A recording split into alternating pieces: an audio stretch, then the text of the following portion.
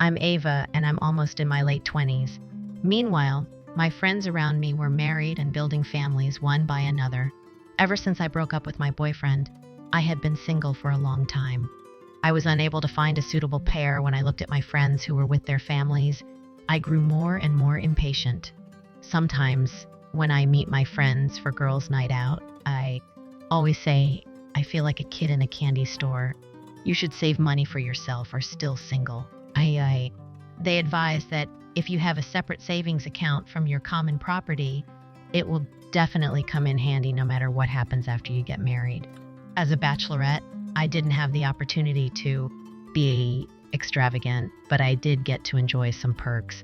And besides the living expenses at my parents' house, I was steadily increasing my assets for myself through money and investing in stocks. I then finally decided to get married. Jacob works in sales for one of my partners.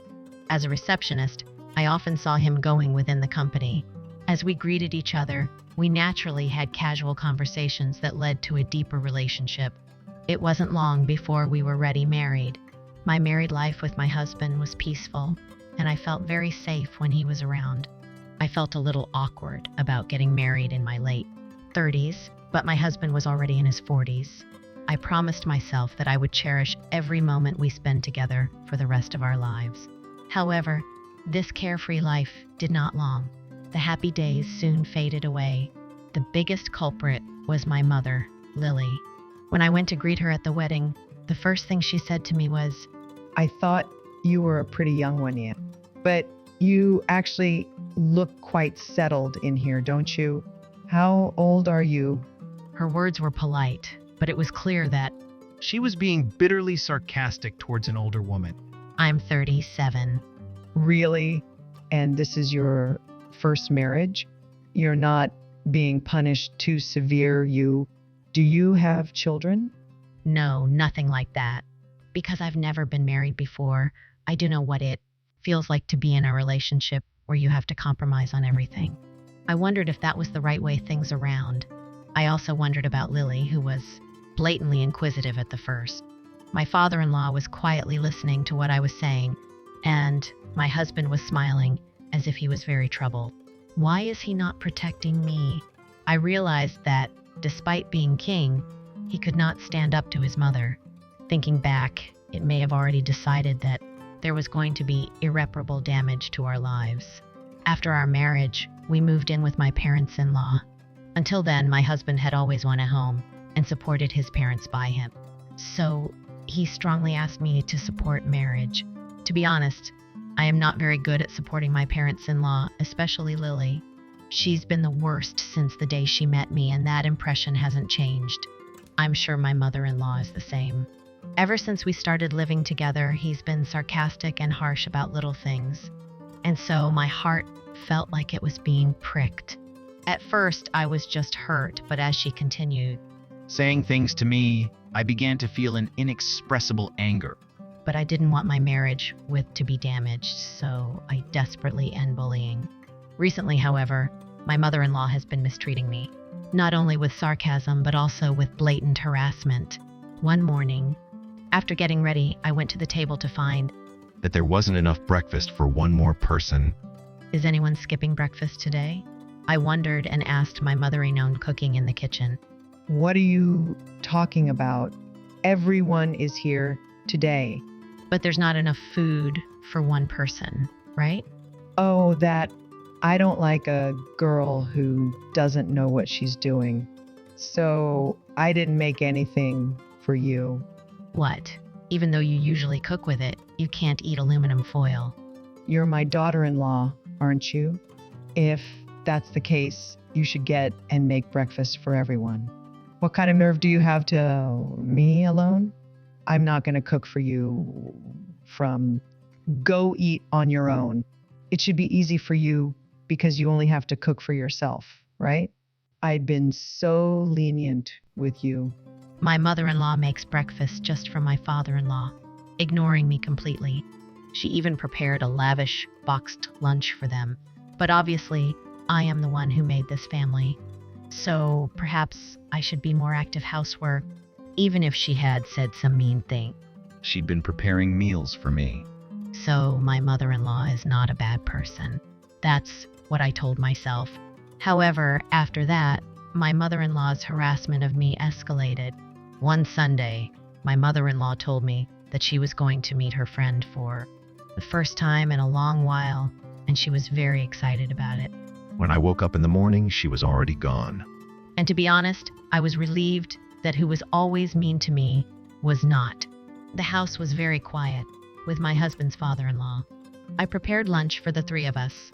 I wondered if she would come home for I didn't hear from her until after, so I decided to cook only for the US who were at home at the time. After that, I decided to cook dinner for my mother-in-law later. And when dinner was prepared and the family sat around the table, "Do you have any other questions?" I heard my mother-in-law's voice saying home in a happier tone than usual. I had so much fun today. It's so nice to see friends, isn't it? I bought souvenirs for everyone. My mother-in-law came in hurriedly, saying, "Sorry, I'm late." Then he looked at the dining table and became grumpy. Did I ask you to prepare dinner? No, I didn't hear from you, so I thought you might be coming home late and prepared a dinner. I thought I'd prepared dinner for you. As I was stumbling over my words, my mother-in-law became angry. Since I went out today, I've been getting a lot of exercise. Delicious delicacies from the department store. See, I bought all this food and yet you're still hungry? It's all for nothing. Get rid of any food that has passed its expiration date. Your food is so bad, it's not even edible. Put yourself in your husband's father's shoes, who is forced to eat food. Here, put everything down the sink. My mother-in-law's forcefulness pushed her husband and my father-in-law to take a dinner that we had laid out on the table. Oh, but you don't have any of this, do you? So please eat the meal you had made. I'm glad you didn't let all that effort go to waste. I couldn't help but feel angry at her, but it would be very strange to get this point. I tried my best to control my anger and decided to eat my meal alone behind the kitchen table. At the dining table, my mother-in-law enjoying herself. This is bean curd tofu from a famous restaurant, and this is from a famous chef. She was explaining to them what she had bought. She must have had a lot of fun shopping in the department store. They listened to her, seemingly uninterested, and she did. And even noticed that they were looking a bit bored. I felt a little sorry for my mother, but as I was listening to her from kitchen, I got flabbergasted when I saw her. "Isn't that the new dress you bought me for our next company trip?" I couldn't stand still, so I ran out of my room.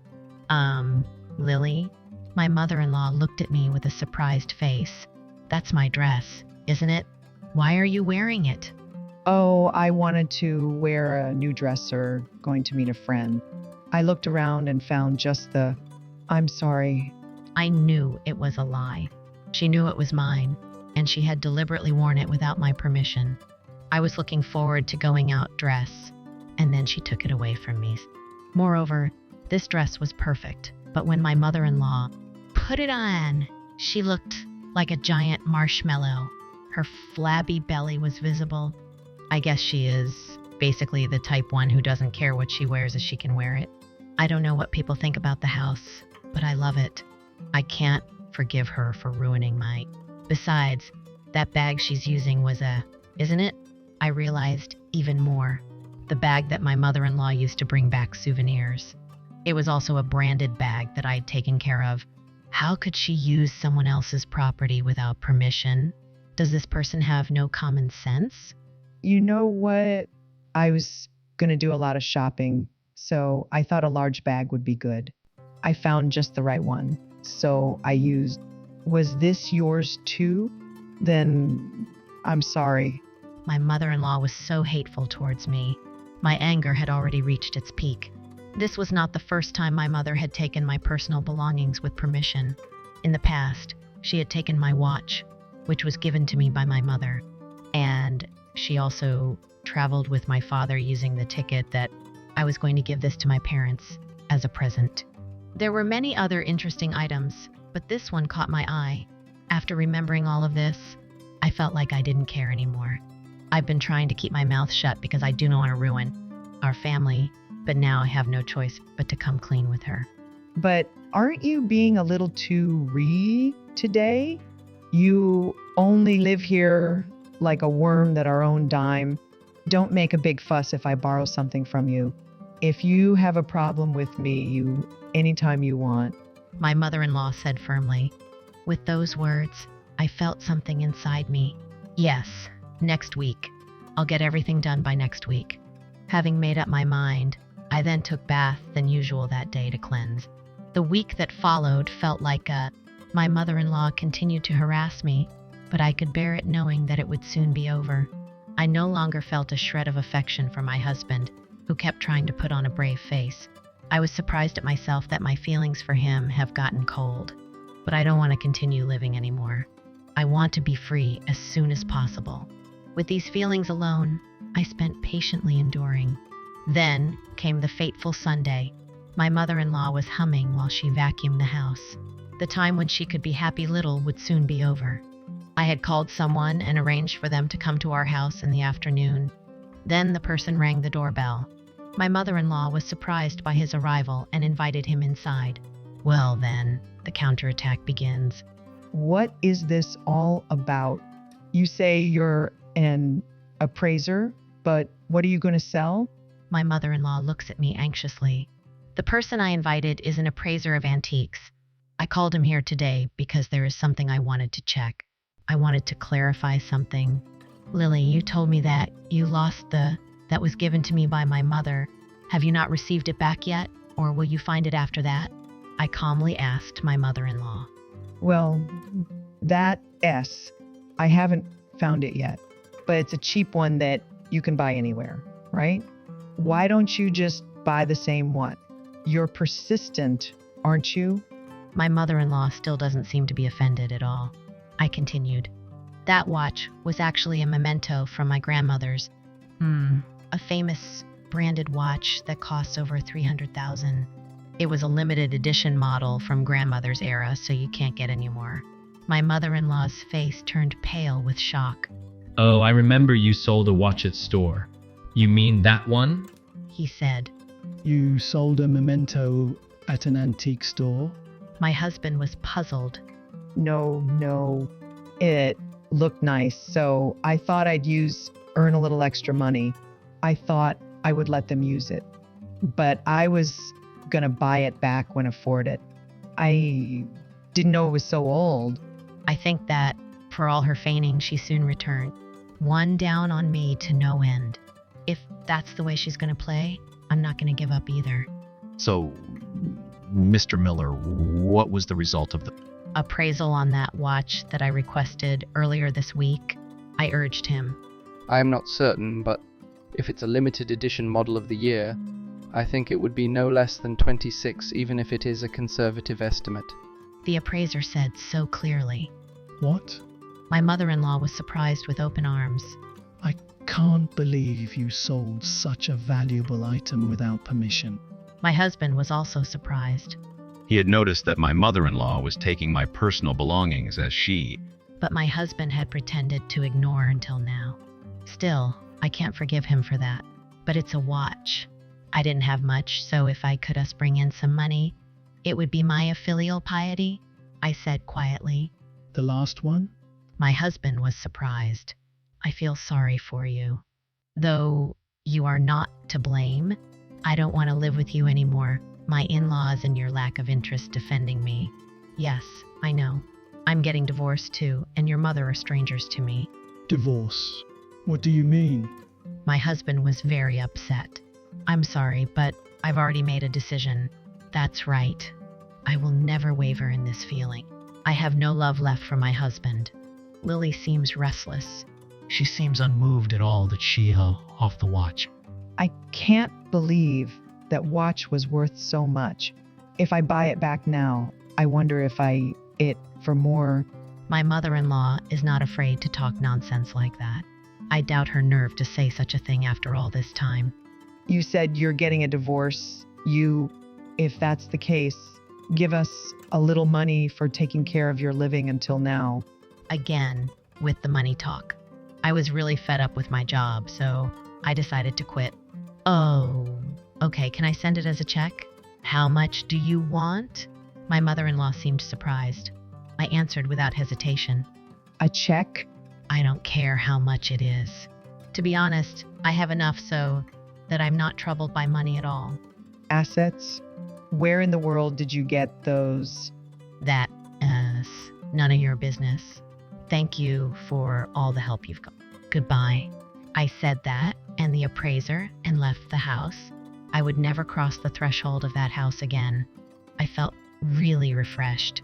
In the weeks since I decided I was get divorced, I first organized my belongings, as a friend had told me a long time.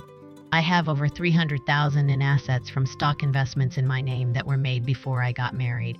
In the event of divorce, common property is usually divided with the husband. But since it's all my personal assessed differently, with this much money, even if I could not afford to buy anything in the future, I will have enough money to live on until retirement. You should save money while you're single. I didn't really understand that. But now that I'm married and divorced, I've learned to appreciate my own company. I am really glad that I have my own. On the advice of a friend, I started investing in index funds. The initial amount of savings was $10,000 per month. It increased it to $5,000 per month. $60,000 per year is growing rapidly, supported by the sown economy and compound interest calculations. It has been 15 years since I was a bachelorette. My steady investment in mutual fund off, and I have amassed a large four. My ex-husband and in-laws had no chance to continue living in that house after gone. I heard that my ex-mother-in-law's bullying of me had become a neighborhood run. She was very unhappy because she could no longer get along with them. My ex-husband was labeled a wife beater, and my then-wife immediately ran away, just when he had finally gotten married because he was too weak to stand up to his parents and take his wife. I think he will probably continue to marry, but honestly, I think it's difficult. Marriage is not a goal, but a new stage of life. I strongly felt that this time. I thought that since I got married in my 30s, all I had to do was to settle down and enjoy the rest of my life peacefully. But I never thought that I would have a turbulent married life. But that's exactly why I am determined to find my true life partner, with whom I can overcome the good and bad times together, until I meet such a match someday, on my own again for the time being. I will continue to steadily increase my assets to live on my own.